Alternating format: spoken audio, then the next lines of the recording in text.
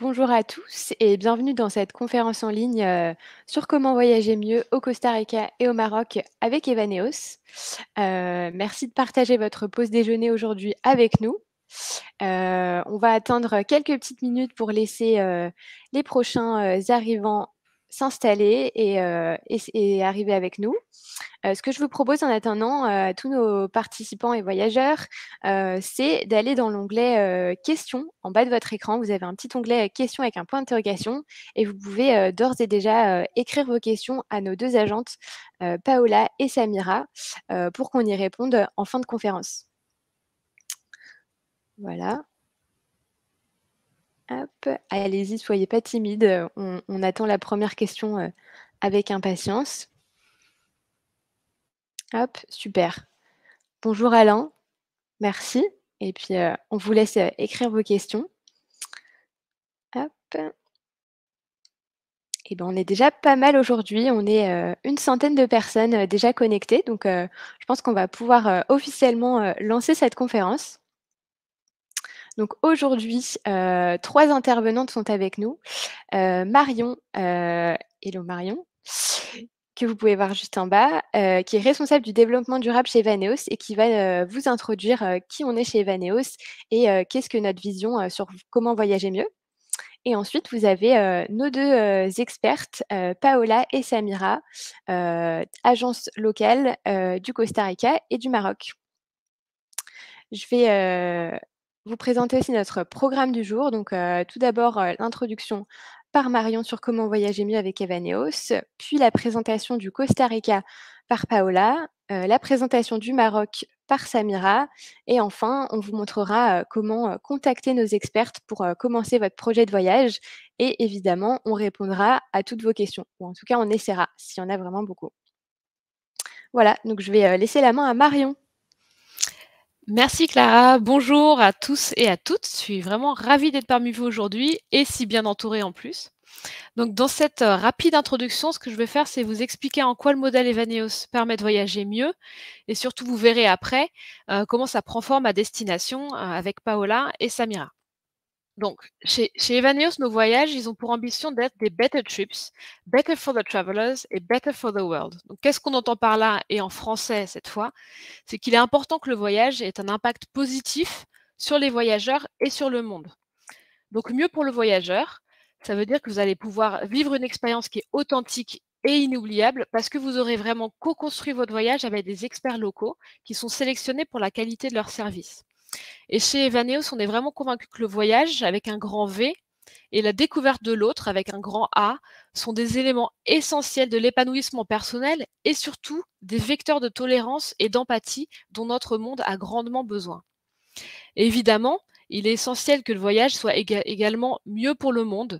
Et ça, c'est une attention, on y prête une attention toute particulière.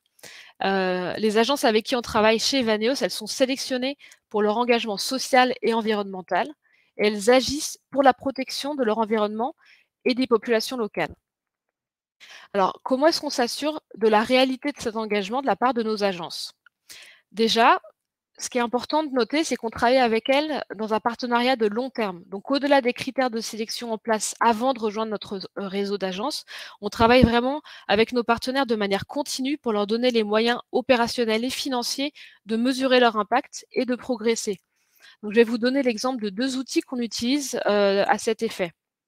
D'abord, il y a le code de conduite Evaneos, qui est une charte qu'on a mis en place et qui respecte, qui s'assure que nos agences respectent les standards minimaux, avec des principes comme offrir des conditions de travail équitables, traiter les personnes de manière éthique, promouvoir l'égalité, soutenir l'économie locale, protéger la culture et l'environnement. Donc, toutes nos agences sont dans l'obligation contractuelle de respecter cette charte et tous vos interlocuteurs et vos interlocutrices au sein des agences ont été formés sur ces grands principes. Et le deuxième outil, c'est l'index Better Trips. Donc ça, c'est vraiment un index, un système de notation qu'on a mis en place pour aider les agences à mesurer leurs impacts sur 6 dimensions différentes. Donc dans cet index, on va mesurer les performances des agences en fonction de vos retours, mais aussi des données qu'on peut avoir sur les voyages qui ont été effectués. Et c'est aussi dans cet index qu'on va valoriser les agences les plus engagées sur la durabilité en mettant en avant les certifications et les prix en développement durable, par exemple.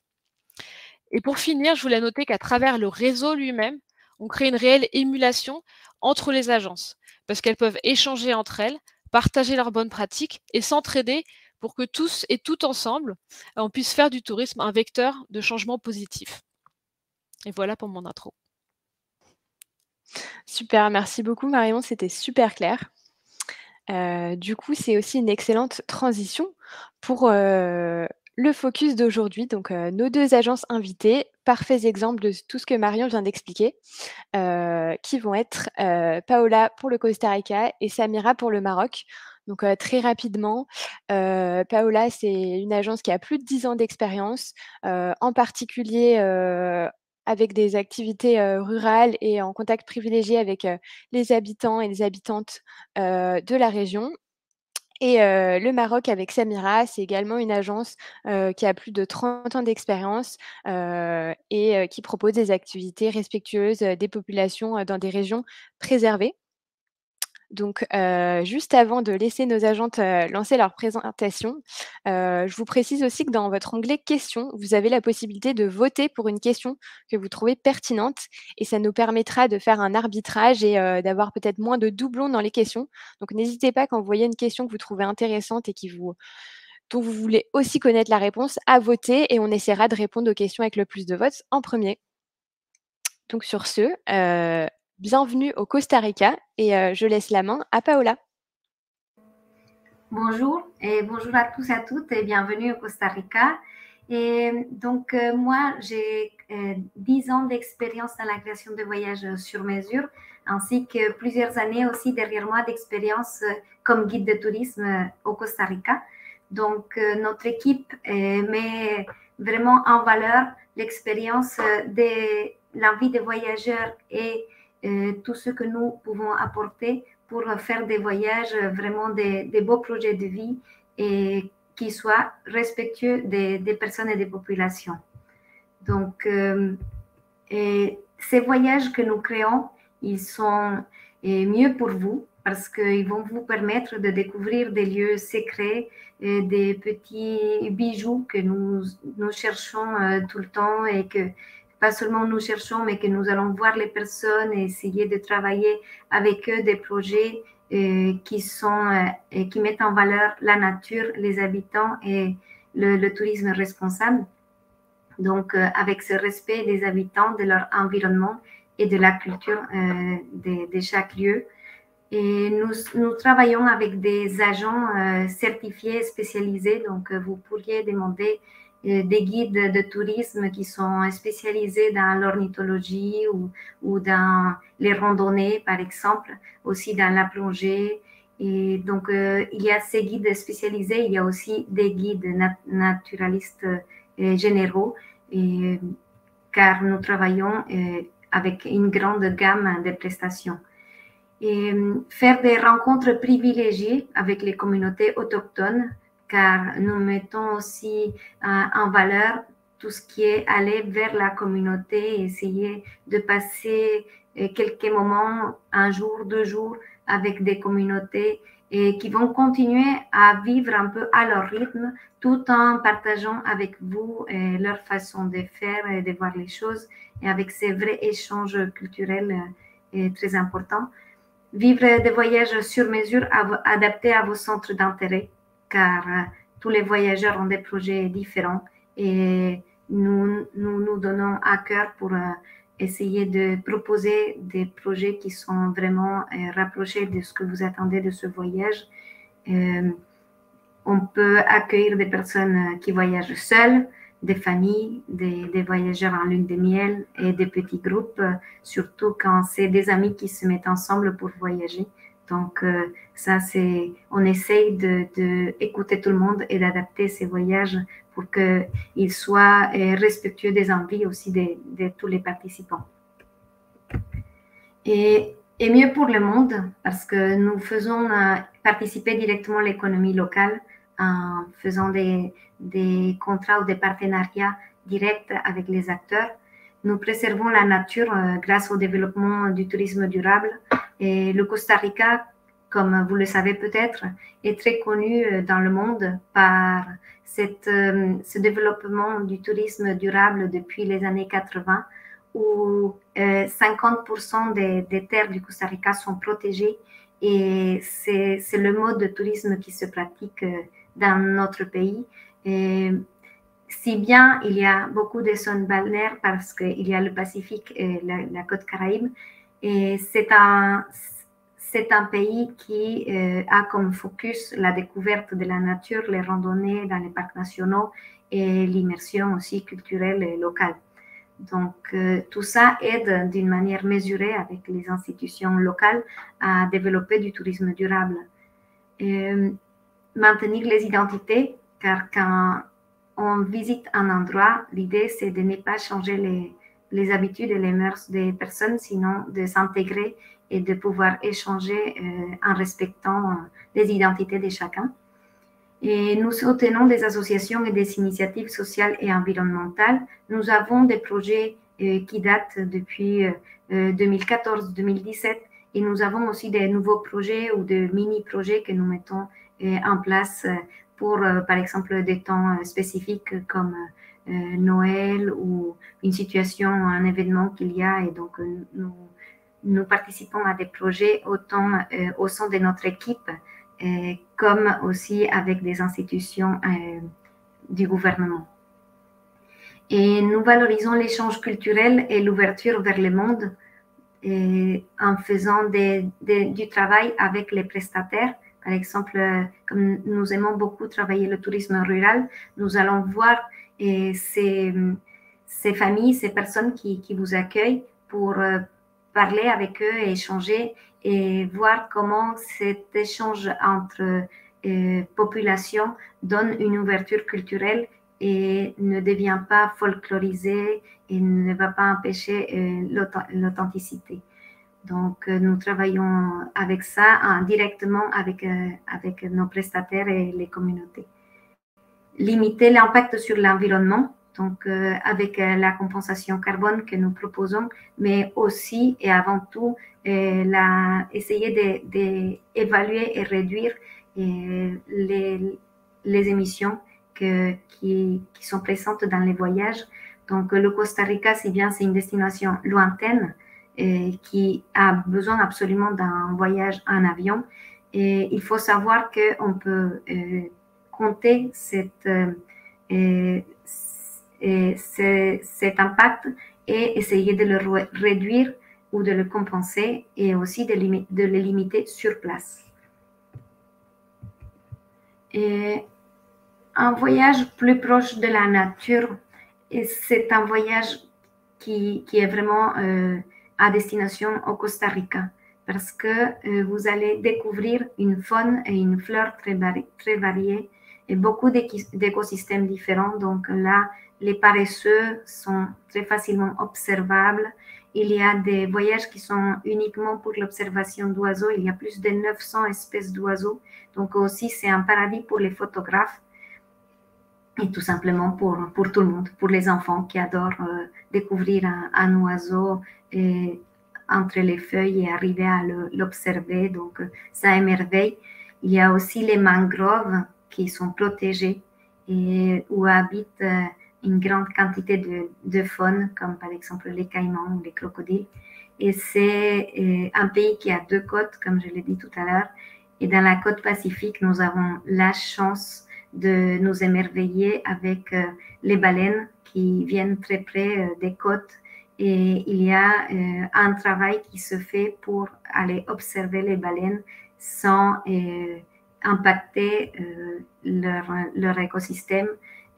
On ne va pas aller se rapprocher d'une baleine et ça se fait d'une manière assez réglementée. Donc, si vous voyagez dans les saisons des baleines, c'est quelque chose de merveilleux et de facilement observable. Il y a aussi, par exemple, le quetzal qui est dans les forêts de nuages. Le Costa Rica présente différents écosystèmes et aussi une grande variété de reliefs Et ça va nous permettre d'avoir beaucoup d'espèces différentes dans toutes les étapes qu'on va faire dans le pays. Il y a les tortues qui arrivent dans plusieurs côtes et donc toutes les petites tortues qui vont naître et qui vont se diriger à nouveau vers l'océan. Et il y a aussi tout ce qui est volontariat et campagne pour préserver ces moments uniques. Et évidemment aussi, le Costa Rica, avec toutes ses côtes, est connu par la plongée et le snorkeling. Et on peut observer très facilement beaucoup d'espèces et aussi d'une manière plus douce avec des sorties en bateau, par exemple, pour aller faire de la plongée ou du snorkeling très près des côtes. Une autre chose qu'il y a dans cette image, c'est les volcans. Donc, le Costa Rica est aussi connu par son activité volcanique et ses terres riches, car ce sont des terres volcaniques qui offrent une flore exceptionnelle également. Donc, en expérience, il y a pour tous les goûts. Et vraiment, il ne faut pas avoir peur de faire un voyage avec autant de personnes âgées que des enfants et des adultes de 30-50 ans. Et ça se marie très bien parce qu'il y a l'aventure à travers la forêt, comme les ponts suspendus. Il y a des visites en bateau et pour faire un tourisme plus doux. Il y a aussi des expériences un peu extrêmes ou des grandes adrénalines comme les tyroliennes et le canopy tour avec des grandes lignes très impressionnantes. Et il y a tout ce qui est randonnée, n'est-ce pas? On peut même traverser de la côte Caraïbe à la côte Pacifique à pied. Donc, ce sont des choses que nous faisons aussi. Nous proposons des voyages donc, sur mesure où il y a une grande variété d'activités et des prestataires qui offrent ce style d'expérience unique. Et les volcans, donc le volcan Arenal, par exemple, qui est très connu par son cône parfait et qui offre une grande gamme d'activités tout autour du volcan pour toutes les personnes, pour ceux qui aiment la tranquillité, l'observation, la photographie ou la relaxation, les eaux thermales et les cascades aussi qu'il y a un peu partout dans le pays. Et grâce à cette construction des reliefs qui a apporté toutes les explosions volcaniques au moment de la construction du pays. Donc, il y a aussi des expériences de détente, par exemple des sorties en bateau pour aller observer le coucher du soleil. Et il y a le surf, beaucoup de plages propices au surf avec une température très agréable, proche de 25-30 degrés. Et donc, il ne faut pas prendre une combinaison, ça se pratique très bien. Et aussi, tout simplement, profiter de se détendre dans les plages qui sont souvent il y a un mélange entre une forêt luxuriante et des sables de différentes couleurs, clair, jaunâtre, blanc ou noir, parce qu'il y a aussi des sables noirs qui sont très très beaux et qui reflètent aussi la lumière du soleil. Les voyages plus près des locaux, nous donnons vraiment, c'est quelque chose qui fait partie de l'ADN de notre équipe, c'est proposer des voyages dans la nature, mais aussi plus près des communautés. Donc, par exemple, la rencontre avec les indigènes. Dans la photo, vous pouvez observer la famille des Bribri, que nous visitons cet endroit, nous rendons visite à la famille très régulièrement. Et les voyageurs, ils aiment beaucoup ce style de rencontre et de découverte. Et il faut se laisser guider par ce que nous proposons tout en apportant vos goûts et vos idées. Et nous invitons aussi nos voyageurs à aller manger dans des petits restaurants locaux, à sortir de leurs hôtels et aller voir la vie à l'extérieur. Donc, il y a beaucoup de conseils qui sont donnés pour que vous puissiez profiter de la vie normale des Costariciens. et vivre des moments uniques et partager le quotidien comme avec Cogito, c'est monsieur qui est dans la photo et avec qui nous avons une relation privilégiée. Et ce sont des personnes qui se sont construites en mélangeant leur activité quotidienne et ainsi que la réception ou l'accueil des visiteurs dans leur village ou dans leur communauté. Et donc, comment voyager? Il faut un budget pour un voyage de 15 jours de à peu près 2300 € en moyenne par personne. C'est un pays qui a un coût, n'est-ce pas, le visiter et par tous les droits sociaux qu'il y a au Costa Rica et aussi, c'est un peu comme la France, le coût de la vie.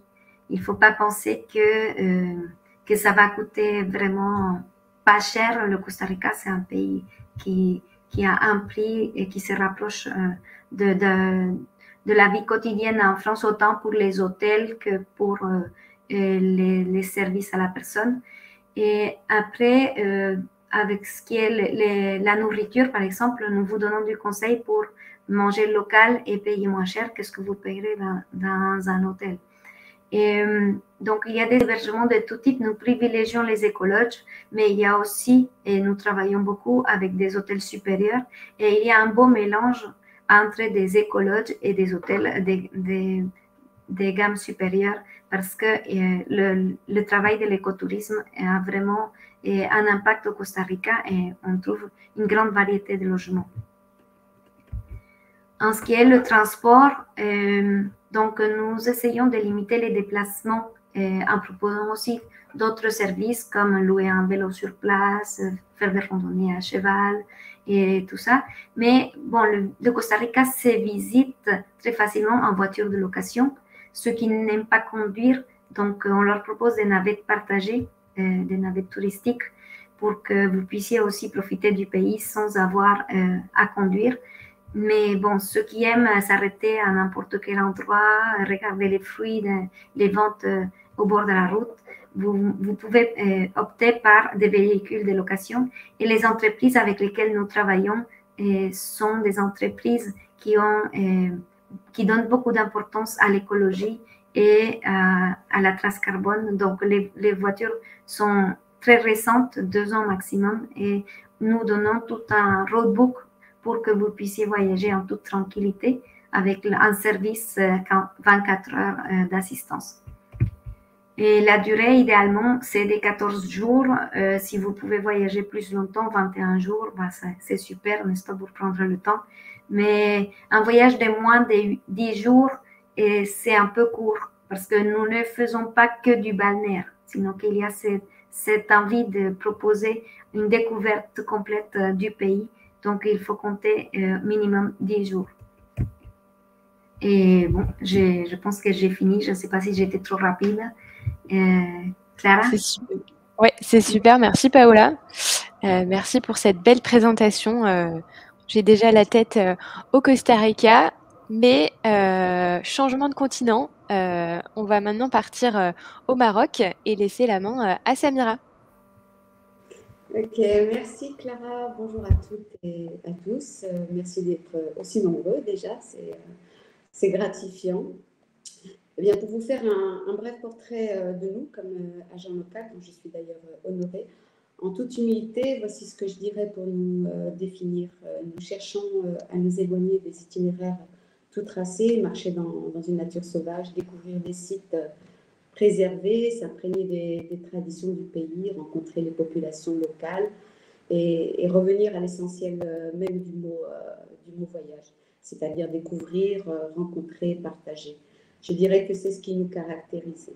Voyager avec nous, c'est voyager responsable. Si nous avons été sélectionnés par Evaneo, c'est parce que nous partageons les mêmes valeurs et principes.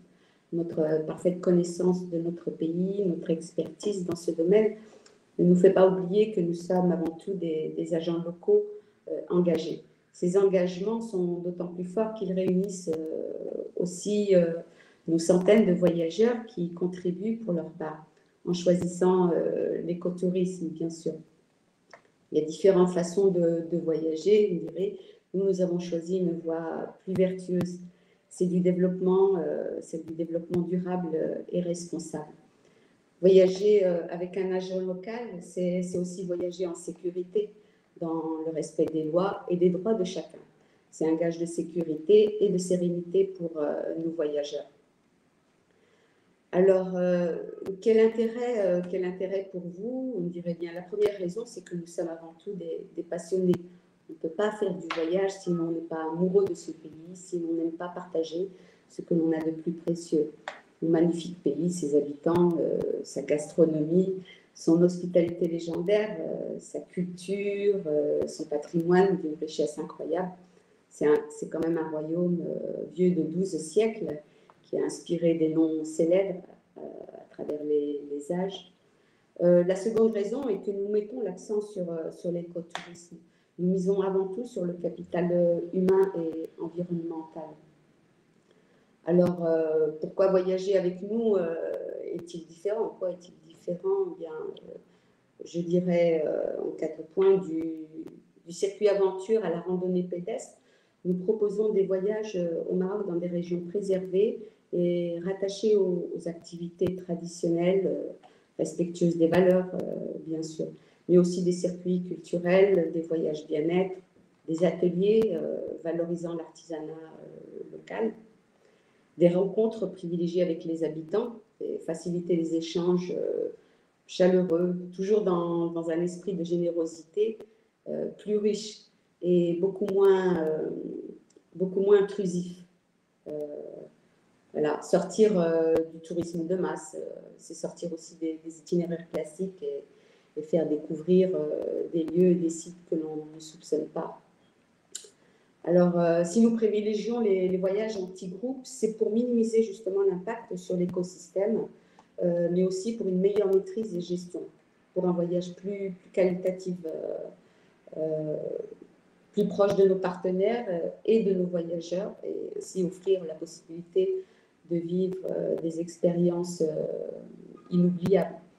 Le voyage sur mesure, on fait beaucoup de voyages sur mesure parce qu'il évite de tomber dans le piège de la monotonie qui finit par vous déconnecter avec le terrain et les hommes. Nous sommes souvent sur le terrain. D'ailleurs, nous voyageons avant de faire voyager. C'est là où nous puisons en quelque sorte notre inspiration. En fait. Et en réalité, c'est vous qui nous inspirez, hein, vous les voyageurs. Nous sommes des artisans, on cherche toujours à conjuguer la créativité avec l'authenticité, l'originalité, ça ce sont nos maîtres mots. Aussi parce que nous sommes proches des voyageurs, accessibles, à l'écoute lors de nos nombreux échanges avec eux pour mieux cerner leurs envies, leurs attentes. Et ainsi, on montait alors un voyage qui leur ressemble. C'est le but. Notre rôle est aussi de conseiller, c'est ce que recherche le voyageur. La clarté, la transparence, la confiance, il doit trouver tout cela en nous et c'est ce que nous offrons. Donc, mieux pour le monde, pour les locaux, c'est important et à bien des égards d'ailleurs. Nous avons créé des produits en parfaite adéquation avec nos principes et nos valeurs en encourageant les populations locales à s'intégrer dans nos projets. Le but principal, qui prend tout son sens, est de générer des revenus pour les populations locales, ce qui permet de les maintenir sur le territoire. L'écotourisme met l'accent sur tous ces aspects qui sont autant de valeurs ajoutées, afin qu'ils puissent devenir les acteurs de l'économie locale, ce qui permet de préserver leur patrimoine social et culturel.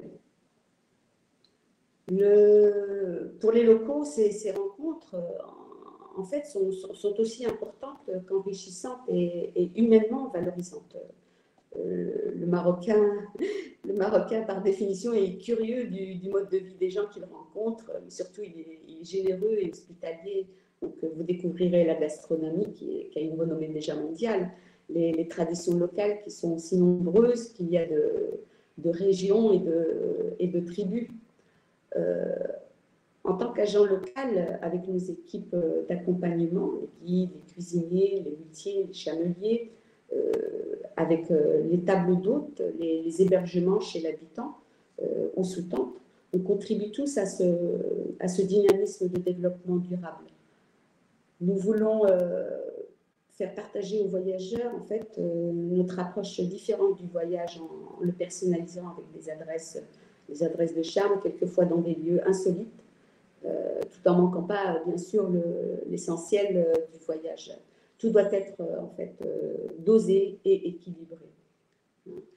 C'est pourquoi il est aussi important de soutenir les associations locales, car nous avons bien conscience de l'importance de maintenir ce tissu social et associatif vivant. Un grand nombre des activités proposées à nos voyageurs sont réalisées en partenariat justement avec des associations.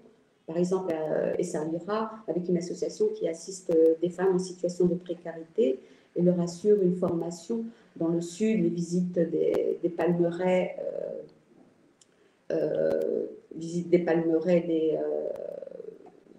des villages, des oasis, dont le salaire est entièrement reversé aux guides locaux pour les maintenir eux et leurs familles sur le territoire. Dans l'Atlas, dans une vallée préservée, le Moyen Atlas, nous avons construit un écologe géré par l'habitant et installé un bivouac confortable sur les hauts plateaux nomades, géré aussi par une famille, mais nomade.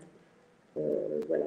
Hello Samira, excuse-moi, je me permets de t'interrompre très rapidement parce qu'on nous dit qu'on ne t'entend pas très bien, donc peut-être parler un tout petit peu plus fort ou te rapprocher un tout petit peu pour que nos auditeurs t'entendent encore mieux. Merci. Je continue, j'espère que vous n'avez pas raté le principal. En fait, le Maroc présente une diversité de paysages exceptionnels par ses différents contrastes, donc proches de la nature. Le nord par la Méditerranée, sa culture et patrimoine andalou. Le littoral atlantique regorge, lui, de trésors. Fès, la ville de Fès est un musée à ciel ouvert. Le sud, par ses inspirations subsahariennes, avec ses oasis, ses palmeraies, ses casbahs, forteresses, sans oublier, bien sûr, les vastes étendues du Sahara. Tous nos treks, tous les treks que nous faisons, par exemple, on fait travailler des guides, des cuisiniers, des luthiers, des chameliers de ces régions que nous traversons. Et dans nos circuits ou autres, nous privilégions des hébergements traditionnels gérés par l'habitant, ou dans les villes comme à Marrakech, Fès, Tanger, Chefchaouen, enfin bien d'autres. On privilégie plutôt des riads, des maisons d'hôtes. Nos équipes de terrain sont sensibilisées à la gestion des déchets, de l'eau et du bois, des éléments importants, et assurent aussi des campagnes de sensibilisation auprès de la population de ces régions. Enfin, notre engagement dans notre démarche de développement durable se retrouve concrètement à travers notre propre association, puisque l'agence reverse 2% de ses bénéfices annuels à l'association. Ces fonds servent à financer des projets de développement durable dans la vallée. C'est la vallée du Moyen Atlas. Elle touche plusieurs domaines, notamment l'amélioration du cadre de vie des habitants par le développement du tourisme rural, la préservation et la valorisation du patrimoine matériel et immatériel, la gestion d'une maternité pour les femmes de la vallée, s'occupe aussi de la scolarisation des enfants en partenariat avec le ministère de l'Éducation, la mise en valeur de l'artisanat local. Voilà, pour vous donner une idée de ce qu'est voyager au Maroc et ce que nous faisons. Un ordre d'idée de budget pour cette partie-là, il faut sur un voyage de 8 jours pour 4 personnes, il faut compter en moyenne 750 € par personne. Ça reste très abordable. Le Maroc étant une destination proche de toutes les capitales d'Europe, les avions il y a énormément de compagnies de vols, de compagnies aériennes qui font des vols directs, que ce soit sur Marrakech, qui est un hub pour tout le territoire. Il y a Casablanca, il y a Tanger pour ceux qui préfèrent le nord, il y a Ouarzazate si on veut aller plus au sud, il y a même Dakhla, si on veut être vraiment dans nos régions et nos provinces sahariennes. Pour le transport sur place, bien sûr, tout dépend du voyage. Nous privilégions bien sûr tout ce qui a le moins d'impact sur le moins d'impact carbone, bien sûr. Ce sont des déplacements à pied de la randonnée. Nous faisons aussi des randonnées VTT, donc nous privilégions des vélos. Les balades peuvent être aussi des petites balades dans les circuits où on fait des petites balades de 2 heures, 3 heures, ou bien un peu de vélo. Entre les étapes, on utilise bien sûr des minivans ou des minibus, tout dépend du circuit. Cet impact carbone, nous n'avons pas d'outils en fait encore au Maroc pour l'évaluer et nous en dégager. Alors nous le faisons d'une autre manière, c'est-à-dire que nous faisons une évaluation en termes de kilomètres effectués sur l'année et on le compense avec des achats de plants d'arbres. Nous faisons des plantations dans différentes régions et aussi à travers toutes les actions qu'on peut mener à travers le territoire ou dans la vallée du Moyen Atlas à travers notre association. Pour ce qui est ça c'est pour ce qui est du transport, pardon, j'ai oublié de le passer. La durée, il faut une durée minimum de 8 jours, étant donné effectivement la proximité du Maroc avec le continent européen. 8 jours, on peut effectivement avoir un voyage bien équilibré et qui reste appréciable en faisant ce qu'on a vraiment envie de faire. Voilà en ce qui concerne la destination Maroc. J'espère que vous avez apprécié. Merci à tous. Merci Samira. Encore une fois, super présentation. Je pense que tout le monde présent aujourd'hui a très envie de faire ses valises et de partir soit au Costa Rica, soit au Maroc, voire les deux. Donc, pour réaliser ce rêve, on va vous expliquer comment contacter nos expertes. Donc, c'est tout simple. On va vous montrer un petit tuto vidéo. Donc, vous vous rendez sur le site evaneos.fr. Vous tapez le nom de votre pays, ici le Maroc. Pour Samira, donc c'est l'agence de la Seine. Vous faites votre demande de devis et là, vous suivez les étapes. On vous demande avec qui vous voulez partir. Vous pouvez déjà préciser soit les dates précises de votre voyage, soit une période et une durée approximative. Et ensuite, partie très importante, vous pouvez venir préciser toutes vos envies, ce que vous avez envie de faire pendant ce voyage. Ça permettra d'aiguiller votre agence, votre budget et vous n'avez plus qu'à créer un compte ou vous connecter et votre demande est envoyée à votre agent. Donc, pour vous simplifier cette étape, on va vous envoyer dans le chat les liens des deux agences pour contacter nos super expertes. Donc, l'agence de la Seine pour le Costa Rica, pour le Maroc. Hop. Agence Maroc. Et je vous partage également le lien de votre agence pour le Costa Rica. Voilà, ça permettra de contacter les équipes de Samira ou de Paola et leurs super agents.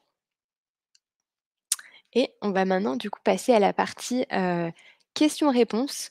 Donc comme on est un petit peu pressé par le temps, on va commencer par les questions qui ont récolté le plus de votes. Donc je vais commencer avec des questions d'Isabelle. Bonjour Isabelle et merci pour vos questions. Je me permets de répondre à la première question qui était la durée idéale de séjour pour découvrir le Costa Rica. Donc Paola en a parlé tout à l'heure, environ 2 semaines au minimum pour pouvoir bien découvrir toutes les richesses de ce pays et pas faire des étapes trop rapides, mais de rester un petit peu plus longtemps sur place. Et du coup, je vais poser la deuxième question à Paola. Quelle est la meilleure période pour découvrir le Costa Rica? Climat agréable et peu de touristes. Bon, et il faut savoir que le Costa Rica se visite toute l'année Et quand on fait appel à une agence de voyage, on va pouvoir choisir les endroits pour que vous ayez le moins de pluie possible ou que vous ayez l'observation des baleines ou des tortues, n'est-ce pas, toutes ces activités selon la date que vous choisissez. Mais si vous êtes libre de choisir n'importe quelle date, il faut savoir que pendant la période hivernale en France, c'est la période d'été au Costa Rica. Donc, ça commence l'été ou la saison sèche en décembre et ça va finir au mois de mars. Ça, c'est la saison sèche. Tout le reste de l'année, c'est la saison verte, comme nous on l'appelle, et il pleut plus. Donc, le Costa Rica, c'est un pays avec beaucoup de biodiversité, ce qui veut dire beaucoup de pluie aussi, parce que la biodiversité, elle vient grâce à ce climat tropical.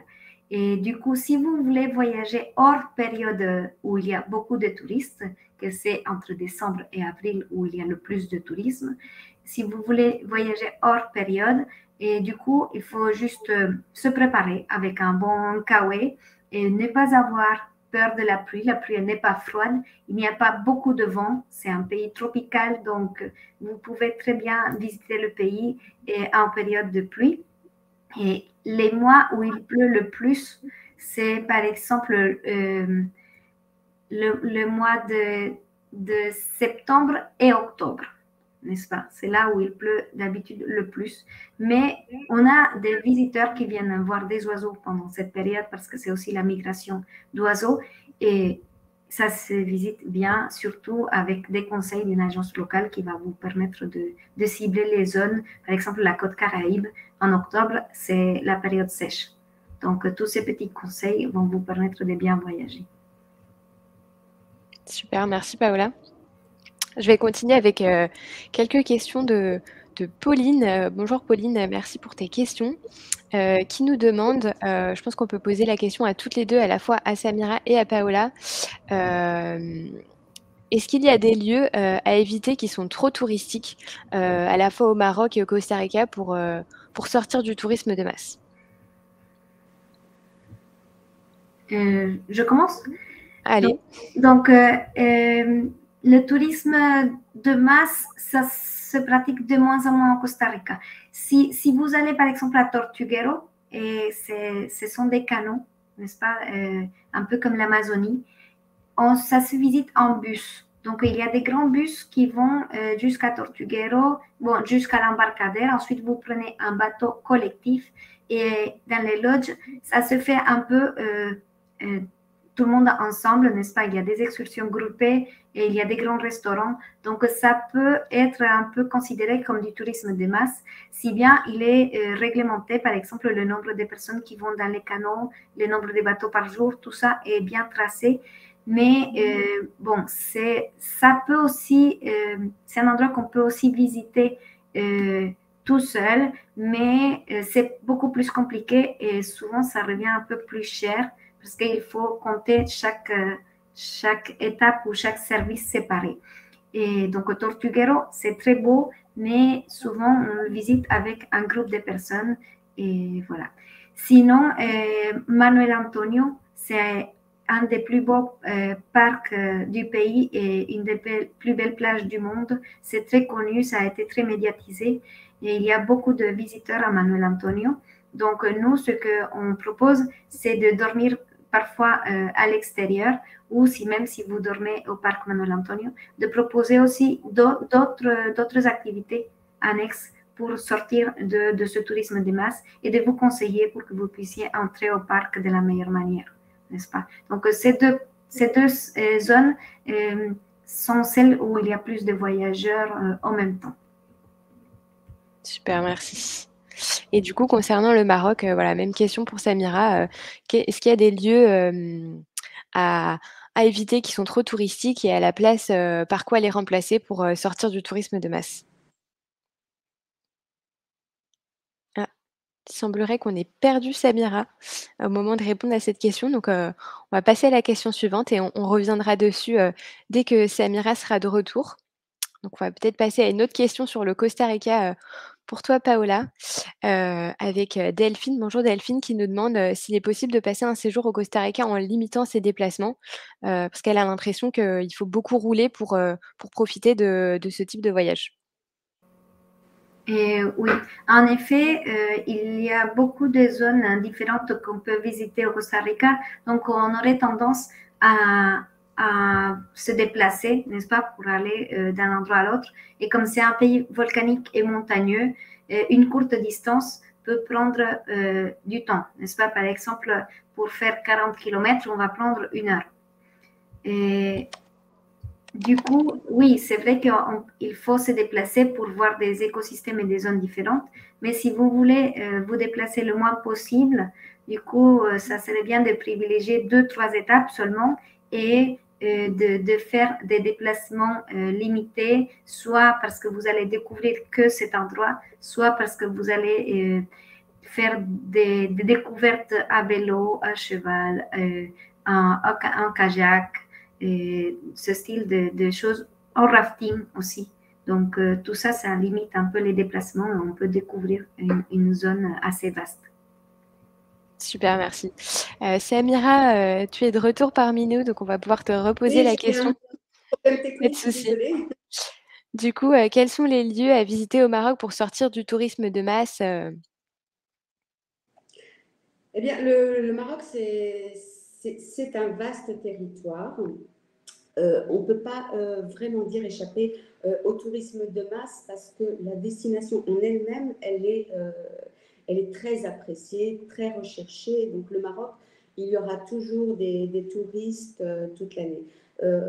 Avec nous, par exemple, nous essayons justement de sortir de ces itinéraires tout tracés. Le tourisme de masse, lui, il se réfère au classique de tout ce qui est dit sur les guides, allez là, visiter telle ville, etc. Donc, nous, pour y échapper, justement, on prend les chemins de traverse, hein, et nous allons nous isoler avec des chemins que peu empruntent, et aussi dans les villes. Il faut savoir, si vous, par exemple, vous arrivez à Marrakech, Marrakech est mondialement connue, elle est toujours pleine de touristes du monde entier. C'est comme si vous disiez à Paris, y a-t-il une période où il n'y a personne, pas de touristes, hein? Marrakech, c'est un peu ça.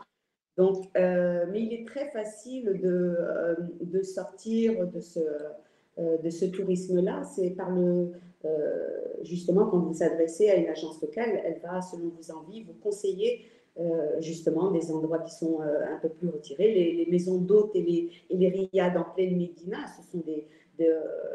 ce sont des infrastructures, on va dire des unités qui ont entre 5 à 10 chambres. Donc, ce n'est pas l'agglomération d'un grand hôtel du type classique. Vous pouvez arriver le matin à l'aéroport et partir tout de suite sur la destination, enfin sur le départ de votre voyage, si vous n'avez pas envie de passer de temps dans les villes. Sortir vraiment de ces périodes, il faut choisir en fait les périodes hors vacances scolaires, hein. Le Maroc, étant en proximité avec l'Europe, fonctionne aussi avec ces périodes de vacances scolaires où nous sommes envahis parce que justement les gens programment selon les vacances avec les enfants, etc. et tout. Donc à partir du moment où vous êtes un peu libre de choisir vos dates, il faut effectivement éviter ces dates-là. Et le Maroc, il est ensoleillé pratiquement toute l'année. Il y a toujours un coin où il y a du soleil, quelle que soit la période. On privilégie bien sûr le sud du Maroc, le désert et tout ce qui est parti Ouarzazate au sud, plutôt de l'automne, en fait, à partir du mois d'octobre jusqu'à la fin du printemps. C'est le temps idéal pour voyager, par exemple, dans le sud. Toute la partie nord, en fait, on peut la faire toute l'année, mais aussi on peut choisir en fonction des périodes d'été. La montagne, elle, tout dépend. Pour la zone montagneuse, parce que nous faisons énormément de randonnées, là, ça va dépendre effectivement du climat. L'été, c'est plus propice, à fin printemps jusqu'à fin septembre, début octobre, tout dépend si on a un petit peu d'effet indien, de faire des randonnées en montagne. Et encore, en montagne, il y a aussi des... parce que nous avons quand même sur la classe, quatre sommets qui sont au-delà des 4000. Donc, on peut faire des treks fin de saison si on évite justement les pics tels que la région du Haut-Atlas et le Haut-Atlas central qui est proche de Marrakech, qui a des sommets enneigés. D'ailleurs, on le voit sur toutes les photos de Marrakech avec un atlas enneigé. Ça, c'est pour la période d'hiver. Donc, si les gens ne sont pas équipés en voyage neige, il faut éviter la classe centrale. Il y a un peu plus au sud, tel que le Sahara et autres, on peut le faire en période de fin d'été et en automne. Donc, voilà, du soleil, il y en a. On peut choisir aussi la côte et tout ce qui est bord de l'Atlantique. Du soleil, il y en a tout le temps. Vous pouvez... Super. Merci Samira, désolée, je te coupe un petit peu parce que c'est super intéressant tout ce que tu nous dis. Je pense que du coup, on a tous une meilleure idée de où partir et quand au Maroc. Mais pour essayer de répondre à un petit peu plus de questions, comme on va être un petit peu pressé par le temps, je vais passer à une question suivante. Une petite question assez rapide, je pense, pour Paola. Est-ce que l'anglais est-il utilisable au Costa Rica ou est-ce qu'il faut vraiment parler espagnol? Oui. Et au Costa Rica, vous pouvez parfaitement vous débrouiller avec l'anglais parce que tous les costariciens étudient l'anglais à l'école, au collège, au lycée. Et aussi, ça fait partie d'une langue très importante pour nous, pour le côté professionnel. Donc, le Costa Rica parle l'anglais assez bien et surtout dans tout ce qui est structure touristique. Et même, il faut savoir que le français est enseigné au collège et c'est la deuxième langue étrangère. Donc, il y a beaucoup de personnes qui ont des notions de français et nous, comme agence locale, nous proposons tous nos services en français. Donc, la réception à l'aéroport est en français, l'assistance est en français et également les documents de voyage et les guides. Quand vous demandez un guide, nous vous proposons un guide en français. Donc, il y a pour tous les choix. Super, merci beaucoup. Et je vais terminer avec 2 dernières questions pour qu'on puisse tous vous libérer ensuite. On a une question de Viviane. Bonjour Viviane, merci pour ta question, qui est très intéressée par le logement chez l'habitant au Maroc et qui demande comment ça se passe. Eh bien, merci pour la question. En fait, comment ça se passe? Tout dépend d'abord de l'itinéraire, tout dépend du lieu choisi. On a toujours une proposition, que ce soit en montagne chez l'habitant, dans notre écologe par exemple, ou bien en itinérance. Donc, que ce soit en randonnée, on peut faire des randonnées en itinérance chez l'habitant ou en gîte étape. On peut faire aussi des séjours chez l'habitant ou en maison d'hôte, tout dépend du site choisi en fait. Mais on saura toujours le conseiller selon l'envie en fait. Donc on trouvera toujours le petit endroit parfait. Voilà. Super, merci beaucoup Samira. Et on va finir sur une question sur le Costa Rica pour Paola avec Edith. Bonjour Edith, qui nous demande s'il faut être un marcheur de haut niveau pour traverser le Costa Rica d'une côte à l'autre et combien de temps un voyage comme ça prend. Oui, donc pour traverser le pays du Caraïbe jusqu'à la côte Pacifique, il faut marcher 280 km. Donc, ça fait peur dit comme ça. Oui, mais c'est important de savoir parce que il faut le faire. Donc, on va traverser 16 villages ou 16 communautés et du coup, il faut compter, je pense, 16 jours de marche, plus le jour où on arrive au Costa Rica et 1 ou 2 jours de plus pour voir une autre chose, peut-être la capitale ou voilà, quelque chose d'autre. Et du coup, il faut compter 18, 19 jours selon les personnes, n'est-ce pas? Parce que ceux qui vont marcher pendant 16 jours, ils vont marcher entre 15 16 km par jour, ça dépend des difficultés. Et c'est quelque chose qui se trace avec des experts. Et vous êtes accompagné par un guide, mais aussi une personne locale, un baquiano, ça s'appelle. C'est une personne qui connaît la région et qui vous accompagne pendant tout le trajet. Et donc, c'est un voyage que nous construisons de plus en plus. Et on peut faire toute la traversée, mais aussi on peut faire une partie, n'est-ce pas? Partir du centre du pays pour arriver à la côte pacifique. Ça se fait très bien. Donc, il ne faut pas être un expert, mais il faut avoir une bonne condition physique, il faut aimer marcher et avoir un peu l'habitude. Ça marche. Merci beaucoup, Paola. J'en profite pour ajouter que même si vous ne souhaitez pas faire tout le Costa Rica à pied, que vous pourrez bien évidemment faire des randonnées plus faciles ou plus courtes voilà, dans votre voyage. Du coup, malheureusement, on ne va pas pouvoir répondre à toutes les autres questions qui nous ont été posées, mais merci à tous ceux qui ont posé des questions. Si on n'y a pas répondu, n'hésitez pas à contacter nos agences pour créer votre projet de voyage et à pouvoir leur poser toutes ces petites questions sur l'organisation de votre voyage. Vous avez donc les liens des agences qu'on vous a envoyés dans le chat tout à l'heure, que vous recevrez aussi via un email après la conférence.